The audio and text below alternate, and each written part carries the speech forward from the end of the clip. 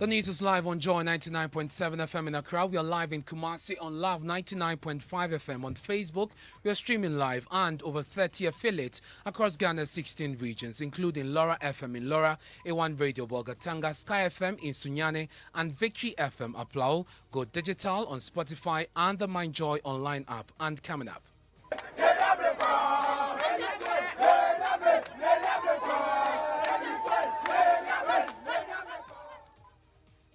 part of the country as NPP continues its reorganization towards the 2024 elections.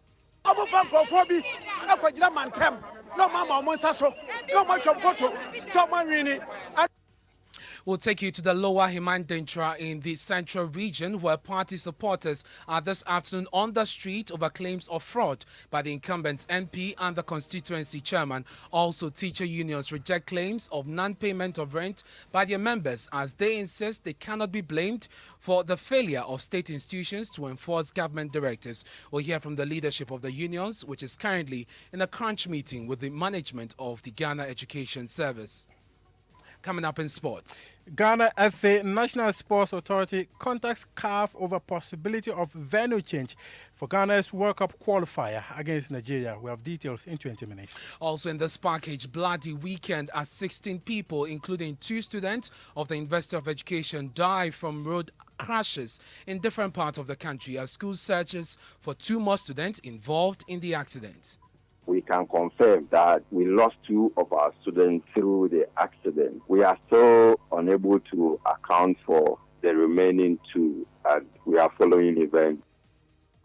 Meanwhile, provisional data from the Motor Traffic and Transport Department of the Police suggests 469 people died from road crashes between January and February alone. We have details later in the bulletin. It's day 14 of the Ghana Month celebration, and today we'll take you to the Pekro slave camp in the Upper East region. And later in entertainment, the English department at the KNUST has selected and approved Kenata's Things Fall Apart for study by level 200 students in their first semester for this academic year. We have details of these stories and more in this half-hour package.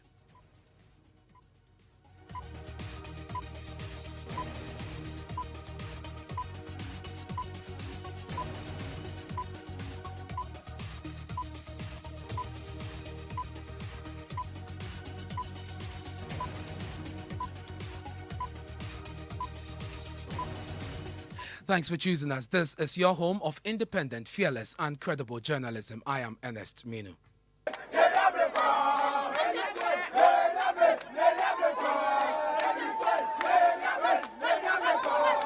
This afternoon, there's more chaos in the NPP's reorganization as hundreds of aggrieved NPP supporters in the Himan Lower Dintra constituency hit the street, accusing their MP, the constituency, and regional executives over what they call a fraudulent polling station election. They accuse the MP for the area, Bright Rekubobe, and the constituency party chairman of fraud in the election. Central Region correspondent Richard Kojo joins us on the line with more on this. Richard, what are the details of the allegations leveled against the MP and the other executives in this constituency?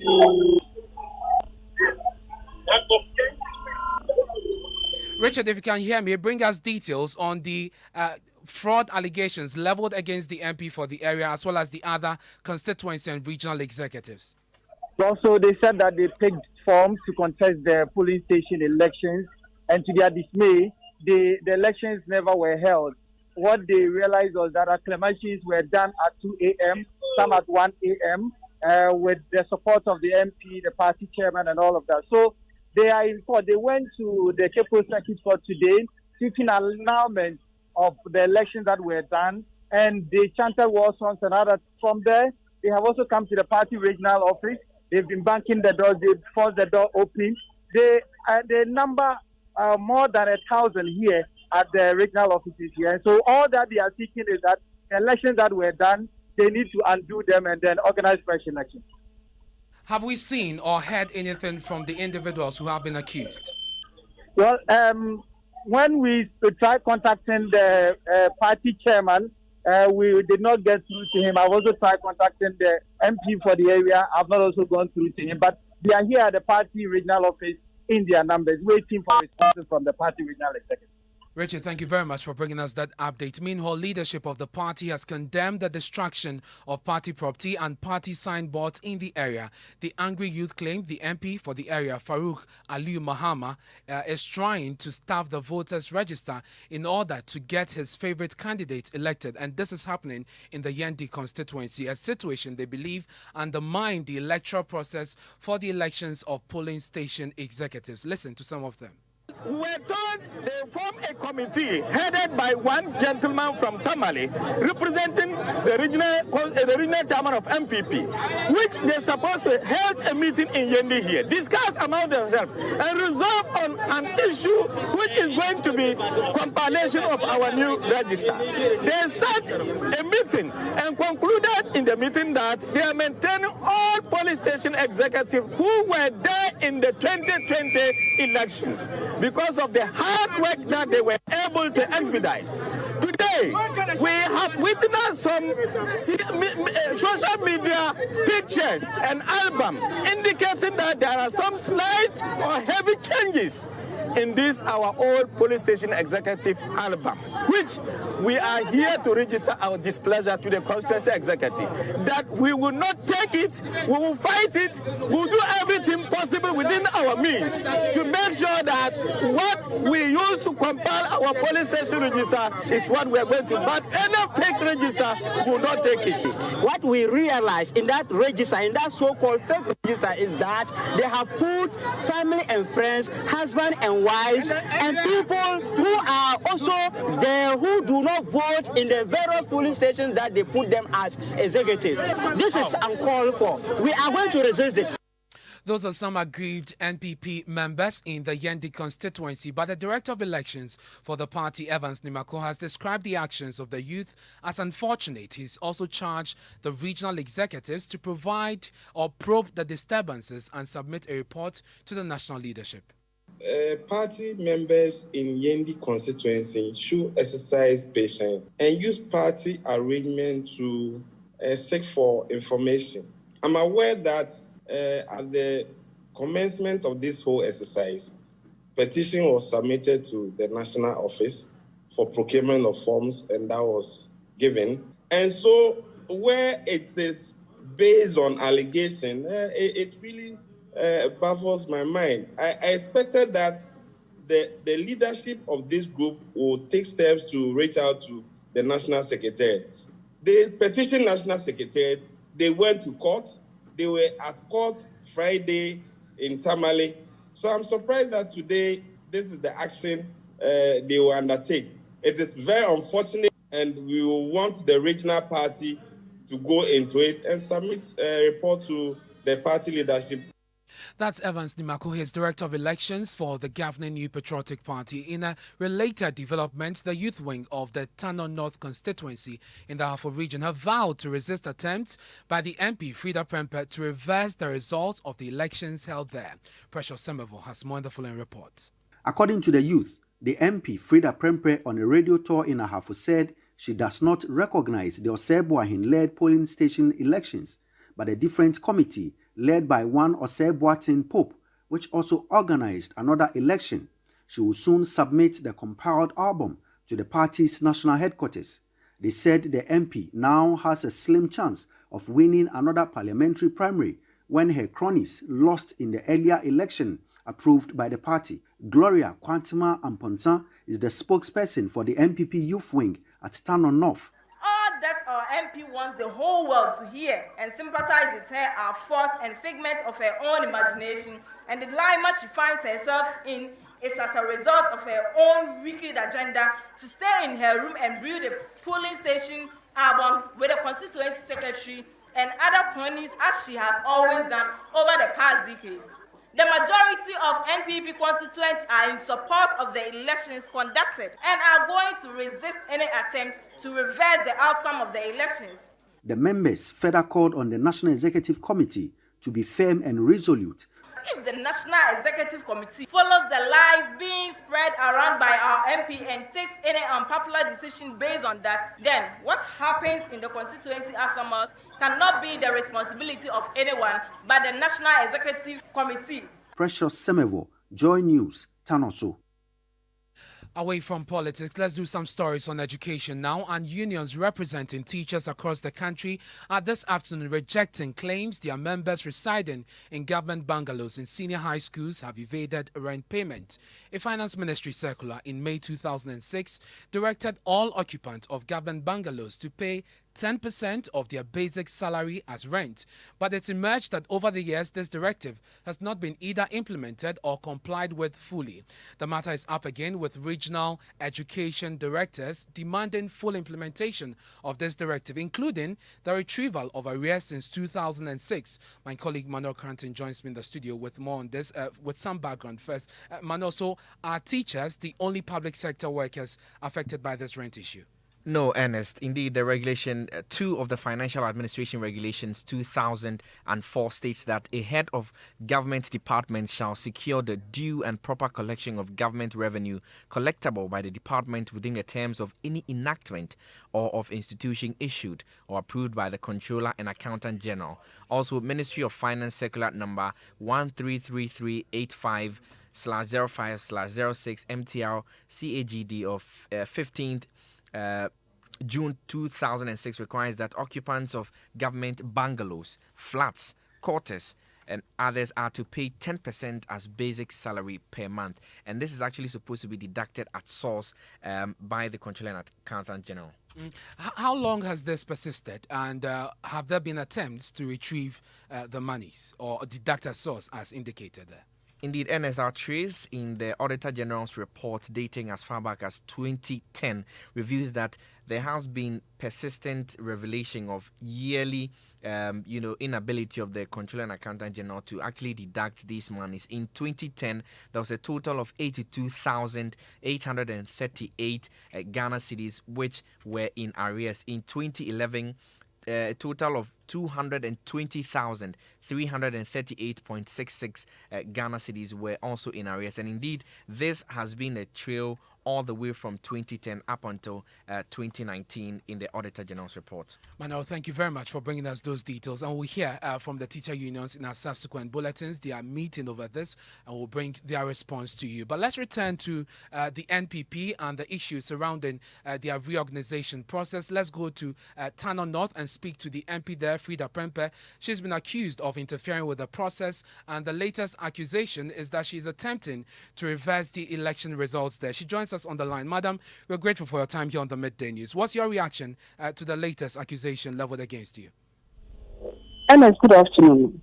In the first place, I didn't want to respond to any staged, concocted press conference. But because there are so many untruths in what they are peddling, I decided to respond to your call. In the first place, I'm a very hard-working MP in my constituency. Is it wrong for an MP to think and mechanize 115 boreholes for her constituency? Is it wrong for an MP to lobby for about 21 educational projects in her constituency? Is it wrong for me to lobby for a dormitory, a classroom block for all the senior secondary schools in my constituency?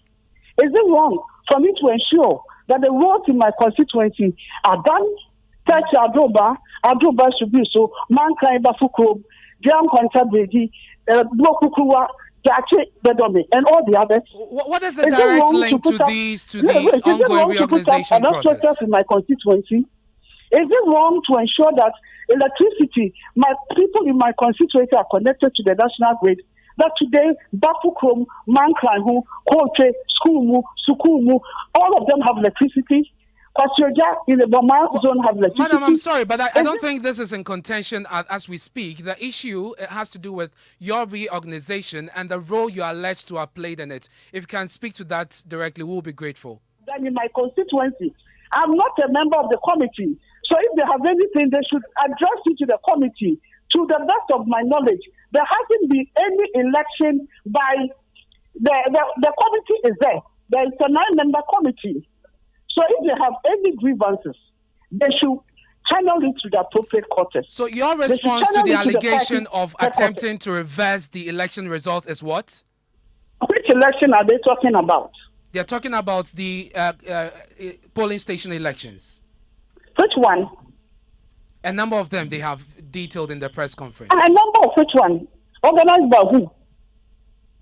course, the constituency executives. Which constituency executives? The party doesn't even know what he's talking about. Because there's a procedure, there's a process, there's a committee in place. So if he knows what he's talking about, he should refer to the committee. I don't know what the elections he's talking about. Which one is he talking about? Well, madam, we are grateful. We'll leave it here for now. We'll interrogate this further in our subsequent bulletins. That's Frida Prempeh. She's MP for the Tano North constituency, responding to the allegations leveled against her as far as the reorganization of the NPP is concerned in the constituency. You're listening to the Midday News here on Joy 99.7 FM. Now, 16 people died from road-related accidents over the weekend in different parts of the country. The number includes 3 students of the University of Education, Winneba, in the Central Region. There's more in the following news text report. Vehicles involved in road accidents still hovers over 1,000. Superintendent Edu Wahim blamed the situation on carelessness and indiscipline on the roads. From January to June 2020, as compared to the same period 2019, we have recorded 1,413 accident cases within Ashanti region. The total number of people who have died through road crashes in Ashanti region is 2. The accident, which occurred at Asuboi, a suburb of Suhum on the Accra-Kumasi Highway, involved a Hyundai commercial bus. The incident happened after the bus they were traveling on from Sunyani to Accra crashed into an articulated truck. The driver of the bus with registration number AK32422 is reported to have failed to observe traffic regulations because he was allegedly sleeping. A 40-footer truck loaded with wood fell onto the road due to the impact of the accident, killing 8 persons instantly. The Eastern Region Police Public Relations Officer, DSP Ebenezer Tete, said the police have launched investigations into the incident. On the spot investigation at the section of the accident spot at Asuboi indicated that the driver of the said commercial bus failed to observe traffic ahead whilst he was allegedly sleeping. In the process, he crashed into the 40-footer container loaded with wood, which fell partially on the road as a result of the impact of the accident. On the same Kumasi Accra road, precisely on the Nkoko or Fromasi stretch in the Eastern Region, 5 persons have been confirmed dead in a gory accident. According to the District Police Commander, ASP Foster Asante, a Sprinter bus with registration number GC652121 crashed into a truck on Sunday dawn. He said a commercial vehicle driver took a wrongful overtaking, leading to the incident. 5 people died instantly, whilst 5 others sustained various degrees of injuries. Also in the Volta region, 2 persons are the later to have been confirmed dead in an accident whilst using the road on Saturday. The 2 who died on the spot were among several passengers on board 2 minibuses that crashed head-on last Saturday. The buses, which are moving in different directions, one from Jasikan side carrying some Muslim returning from a marriage ceremony, and the other from the Hohoi side carrying commercial passengers, crashed at a spot between Bore and Apafu. And that's a news desk report. Apologies for the earlier wrong insect there, but authorities of the University of Education, Winneba and the Central Region have confirmed that only 2 out of the 9 passengers who died in the accident are actually students. The school also says the 2 are yet to be found and that efforts are being made to trace their whereabouts. Let's hear from the Public Relations Officer of the university, Ernest Azutiga.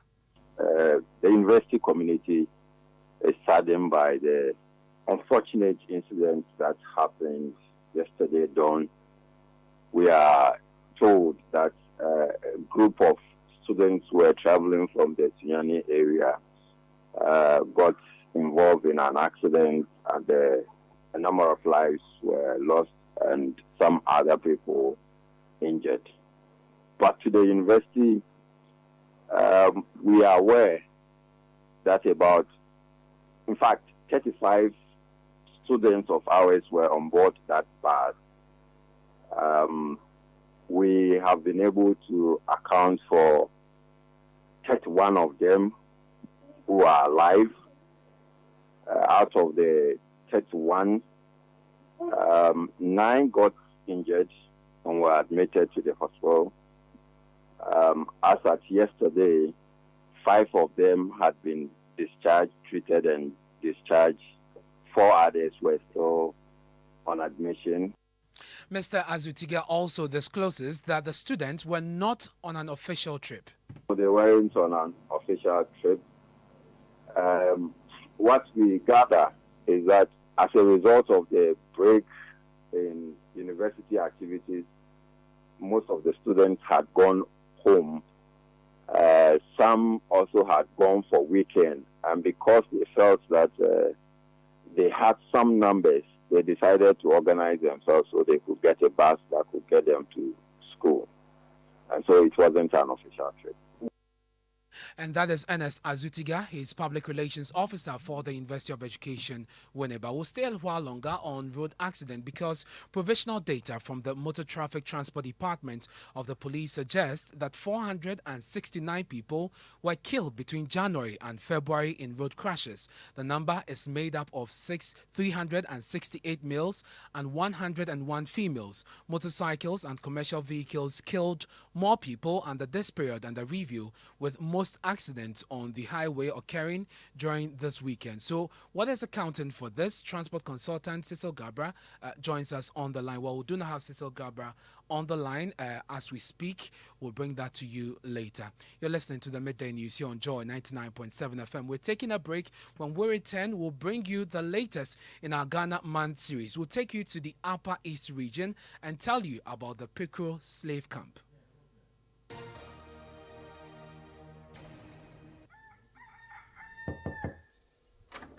Hey, Everkoku, what brings you to my house this early morning? I hope all is well. All is never well with me, Nick Bakbo. After paying 3 times for the land for my project, the construction workers are now giving me wahala. From material overestimation to small stealing. I am tired. I told you so, Everkoku. It's all because you are trying to become builders when you're corporate workers and business people. Edlum has products tailored to meet your needs. Villas 3 at Amrahia, where there are finished homes. Conveniente, also at Amrahia, where it's contemporary but super affordable apartments. Prices start from $35,000. And the Avant-Garde, located in Adjurigano, which has sleek luxury apartments. For more information, please visit edlumhousing.com or simply call 0270-166-166. Edlum Housing, where spacious homes cost less.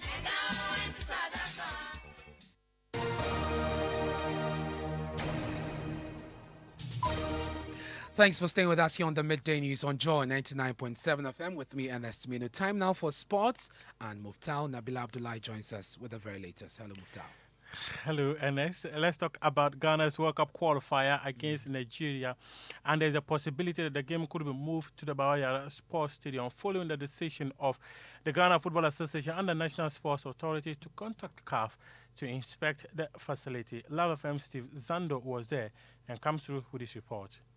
Yesterday, before the Ghana Premier League game between Asante Kotoko and Bibiani Gold Stars, a representative from CAF inspected the Baba Sports Stadium to ascertain its condition to host this international fixture. The CAF inspection team member, identified as Ugandan but name withheld, was in the company of the Deputy General Secretary of the GFA, Alex Asante, and the Director General of the NSA, Professor Peter Chumasi, during the inspection. Now we hear that the CAF rep was left satisfied with the standard of the Baba Stadium, which has prompted the news the game may be moved from Cape Coast to Kumasi. But the news is that both the GFA and the government now want the first leg encounter of the World Cup playoff between Ghana and Nigeria be played in Kumasi. CAF and FIFA rules don't allow for change of venue, especially when the game is in less than 2 weeks' time. But like the saying goes, there is nothing new under the sun, and so it will be interesting to see how this plays out in the coming days ahead of the game. That's Love FM Steve Zando with that report. Muftal, thank you very much. Let's see how that pans out. Eventually, if CAF really takes this, then it means that what? Bayara will be the venue. And if that doesn't also work, we've also picked intel that there's a possibility the game could be moved to Benin, Cameroon, or Morocco. Wow. Thank you, Muftal, for the latest in sports. Now to our Ghana Man series, and I'm sure that when you hear the Upper East region, there's only one tourist site that comes to mind, which is the Crocodile Pond in Paga. But it will interest you to know that the Paga is also home to the Pickerel Slave Camp, which is a very important historical landmark for the country, although very little is known about it. For our Ghana Man series, Joy News' Upper East correspondent Albert Sori puts the spotlight on the Pickerel Slave Camp. The English department of KNUST the English department of KNU. Apologies there, but we'll bring you entertainment now. Kofi Hayford of Joy Entertainment will bring us the very latest, and we know that students of KNUST have now been given the lyrics of Kofi Kinata's song Things Fall Apart to study for their second semester. Listen to that, and we'll bring you our Ghana Man series after. The English department of KNUST has selected and approved Kinata's Things Fall Apart for study by level 200s in their first semester for this academic year. Meanwhile, your favorite musical battle on radio is back on Drive Time with Lexis Bill on Joy 99.7 FM. Look out for the showdown this and every Tuesday and enjoy the hits, the fun, and the excitement all on your superstation, Joy 99.7 FM. Taraji P. Henson is advocating for her colleague Jussie Smollett to be freed from prison. She made an Instagram post stating that the 5-month jail term is harsh and that Jussie should rather be placed on house arrest with probation, ending her post with the hashtag #FreeJussie. And that's Kofi Hayford with the latest in the world of showbiz. And let's go to the courts now and fix the country convener. Oliver Bakavomo says he's in good health and ready to stand trial. He told the Tema High Court he's rather concerned about whether the state will follow through with the case against him. He made these comments when the Tema High Court, presided over by Justice Daniel Mensah, adjourned a case involving him to Wednesday, March 16, to deliver a ruling. Now, this is a ruling on a bail application filed by the youth activist. He has, through his lawyers, assured the court that he will show up to stand trial when needed despite the severity of the offense, which is treason felony. The AG disagrees with this, and Joseph Akable joins me on the line with more. Joseph, first of all, we understand, well, he joins me in the studio. Joseph, we understand that the AG's office described the youth activist as a lodger. Tell us more. They explained that in terms of the places where he sent police investigators to inspect, these are places where his friends live, and they are not a place that he lives personally, either through ownership or as a tenant over there. So one of them is also an office of a law firm. And so they say that they cannot be certain that they know where to find him in the event he fails to show up. But what's been the AG's argument against the bail application? They say that the offense is serious, it has serious consequences, and so they hold the view that the court should keep him in custody. Thank you very much. That's court correspondent Joseph Akable. Time now for our Ghana Man series, and we place the spotlight on the Pikoro slave camp. Pikoro is a small area of land in the Nanya suburb of Paga. The name Pikoro in the Kasem language simply means a lot of rocks. The history has it that in the early 18th century, this place was a thick forest and tampered with by humans, until one day a strange man showed up and mingled with the locals. It turned out he was a slave capturer. So he came and started the whole business here in small scale, capturing young men and ladies, keeping them here. From here, he take them to Salaga Slave Market, where they were sold out to retailers, and from there they were marched through Asimaso, Asimfosu, down to the Cape Coast Castle, and they were being handed over to the white people. Joseph Kugoramu is a tour guide here at the Pikoro slave camp. He takes us on a tour of the camp.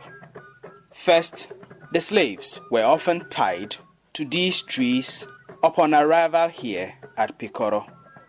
After meals, the slaves were entertained in a rather interesting way. It was compulsory for them to be entertained to make them reduce the emotional stresses they were passing through. These are two rocks near to each other which sound differently if you hit any part of them, slightly different like the traditional drums we have in the village.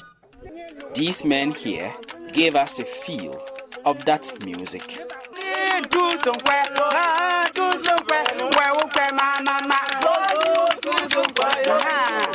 The final point of the Pikoro slave camp is what was called the Punishment Rock, and then the cemetery.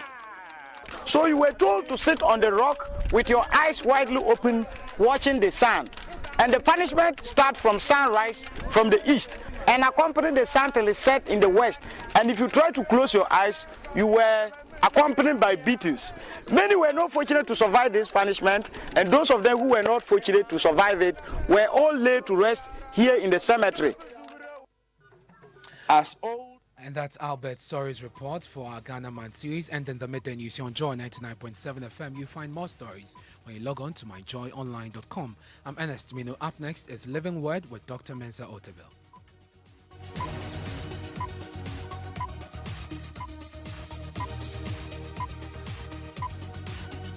More than 1.5 million people around the world have died from COVID-19 since the pandemic began. When the COVID-19 pandemic struck, real heroes emerged. In the areas of health, education and economic empowerment, heroes stood in the gap, helping in their communities like they always do. It's now time to celebrate your hero.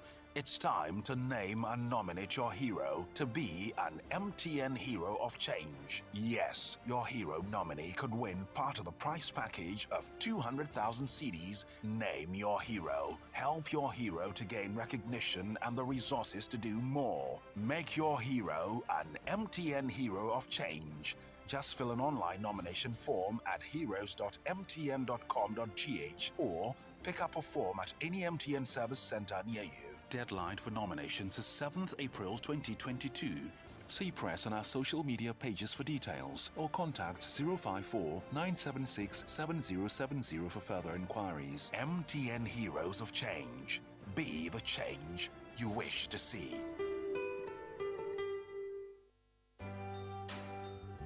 When it's 3 p.m. every weekday and you want something refreshing to listen to, which radio show do you listen to? For me, when it comes to drive time, it's my Lexus. With you, drive time is always the best. Hearing from you every single afternoon, and you're doing a great job. My name is Lexus Bill, and I bring you the best late afternoon radio show in Ghana. Drive Time on Joy 99.7 FM. Great tunes, great convos, and the excitement is amazing. Listen. Please, me, I'm calling from Medina.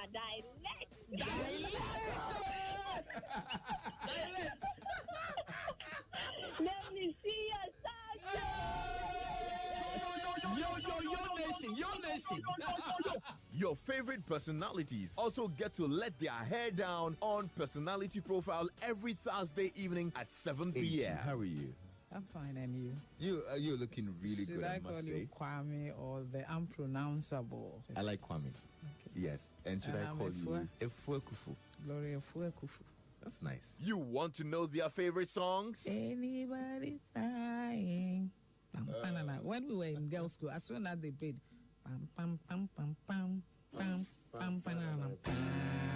then you see us rushing to the Don't miss Drive Time on Joy 99.7 FM every weekday. I'm Lexus Bill, and I'm your driver. Yo. Drive Time is powered by Joy Entertainment. We're large and in charge. Take the stage, Lord. I'm just fine. With Fifi Folsen here on Joy 99.7 FM. And the reason is simple. You hear the best of gospel selections, great inspiration, and revealing conversations. Join me on Joy Time in His Presence every Thursday and Friday, 4 a.m. to 5:45 a.m. as we start the day right with an awesome morning devotion. I also specially invite you to join me every Sunday, 6 a.m. to 10 a.m. to experience real church on the air. The reason is Jesus. Take note, Up Close on The Reason is Jesus is your home for all the revealing interviews with your favorite Christian personalities. You can also catch up with all of our shows and podcasts. Just go to myjoyonline/podcast. Search for your favorite shows and relive those moments over and over again. Beloved, my name is Fifi Folsen, the Christocentric guy. Joy 99.7 FM, your radio for discerning listeners. More than anything we need you.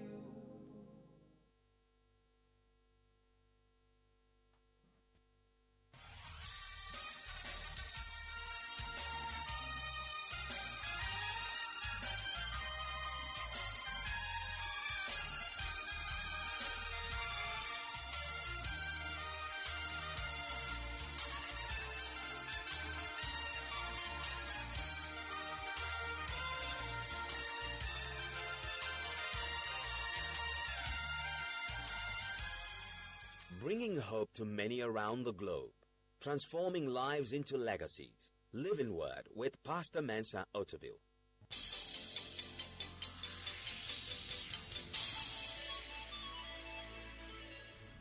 And now, today's word. All right.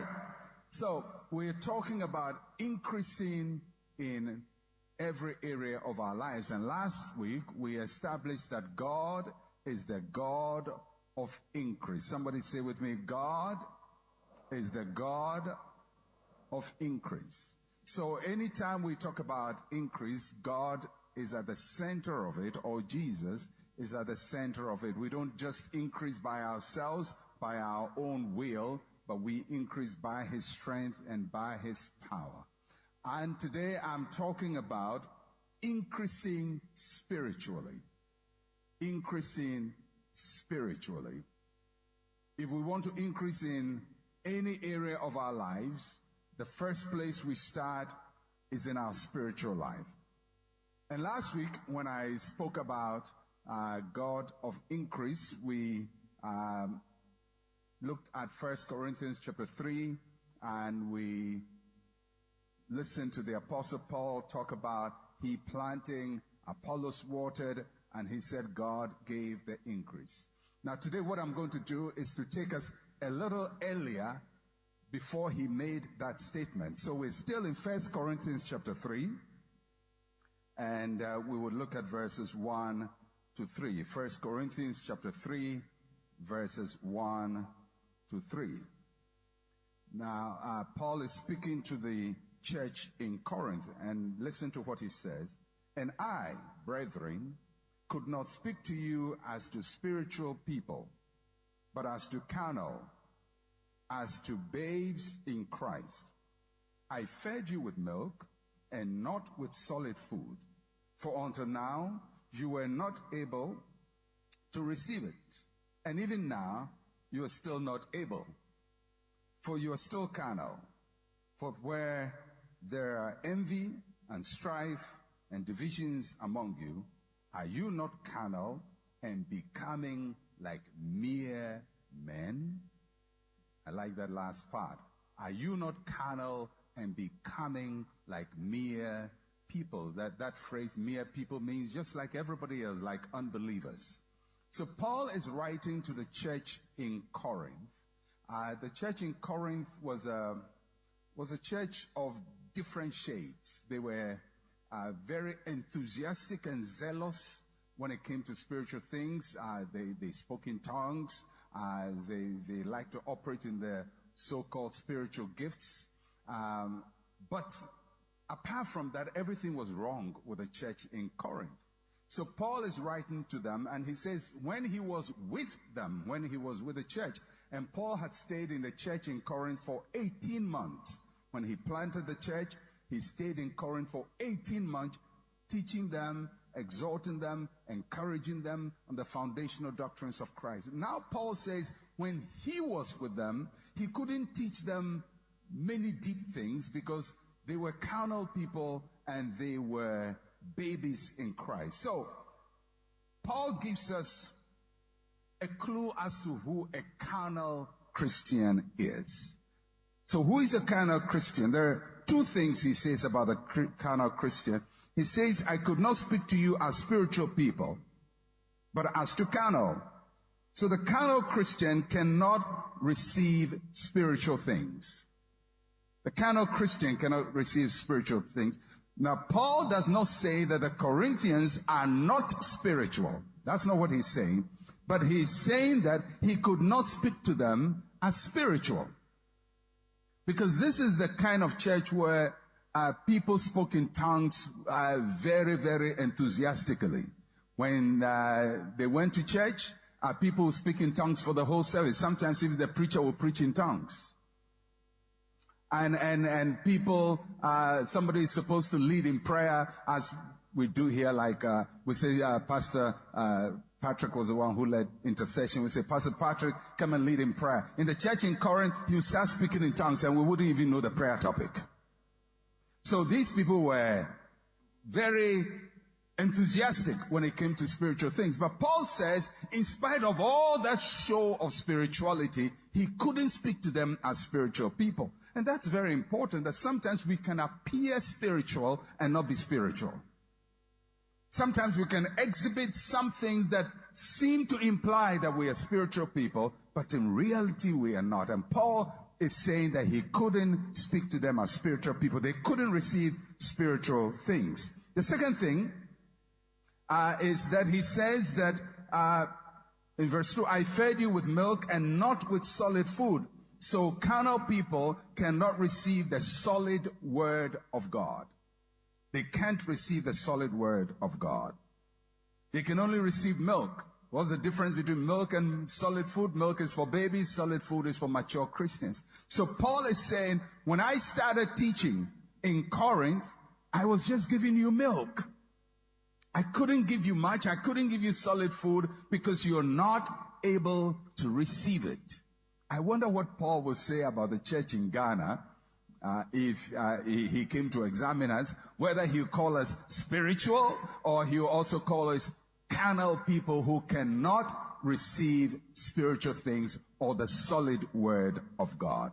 So for us to increase spiritually, or for us to increase this year, our spiritual life must be something we pay attention to. So let's look at the marks of carnality, the marks of carnality. And in verse 4 of 1 Corinthians chapter 3, Paul says, for when one says, I am of Paul, and another, I am of Apollos, are you not carnal? So in the church in Corinth, there are people who say, as for me, I belong to Paul, and others who say, I belong to Apollos. And he says, isn't that carnal? Then you go to chapter 1, verse 12 and 13. He expands on this notion. And what he says is so important. 1 Corinthians 1, 12 and 13. He says, now I say this, that each of you say, I am of Paul, or I am of Apollos, or I am of Cephas, that's Peter, or I am of Christ. Is Christ divided? Was Paul crucified for you? Or were you baptized in the name of Paul?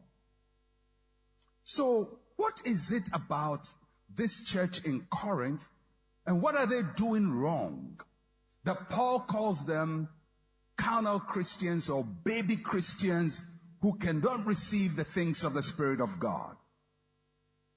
And he tells us what they are doing wrong. He says that some say I belong to Paul, I belong to Peter, I belong to Apollos, I belong to Christ. So what are they doing wrong?